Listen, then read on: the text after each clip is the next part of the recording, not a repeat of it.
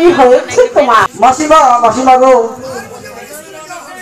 আর বুঝি আমার স্কুলে যাওয়া হবে না। কেন স্কুলে যাওয়া হবে না বলো?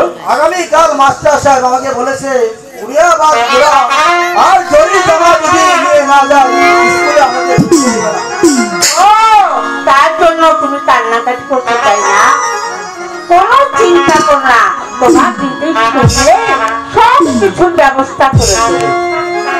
তাই নাকি মাসিমা? হ্যাঁ, তুমি চলে এসো। ও কোথায় রইলে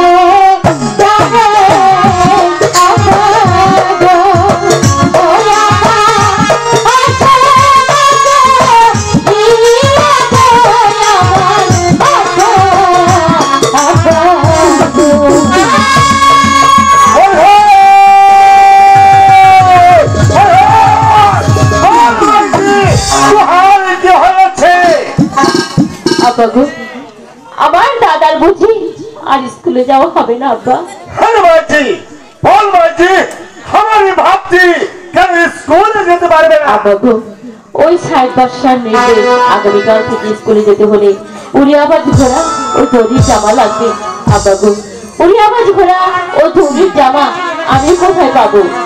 হ্যাঁ মাঝি, উড়িয়াবাজ ঘোড়া আর দড়ির জামা ওগুলো তো আমারই কাছে আছে মাঝি। তোমার কাছে? তুমি এগুলো কোথায় পেয়েছো? হ্যাঁ মাঝি, তাহলে আমারই ভাত শুনে আলে মাঝি। একদিন নিরাজপুরের কাপড় বাচ্চা, কাপড় বাচ্চা? হ্যাঁ মাঝি, কাপড় বাচ্চার নাম শুনে তুই কেঁদে উঠলে কেন? বল মাঝি, কাপড় বাচ্চা ওই নিরাজপুরের এক কাপড় বাচ্চা যে আমার শ্বশুর হন। আরে মাঝি, তুই তাহলে রেজাত নিয়ে আছিস, আমি তোহাকে প্রণাম করে আলে মাঝি। আব্বা, ও তো এবার বলো তুমি কোথায় পেয়েছো এগুলো? তাহলে আমারই ভাত শুনে আলে মাঝি।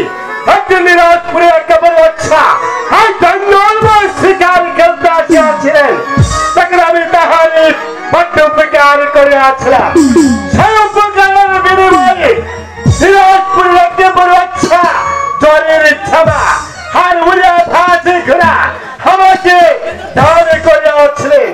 আরে মাঝি, এই নিরাজপুরে একেবারে আচ্ছা আমাকে দান করেছে আর আমি দান করব আমারই বাপ থেকে।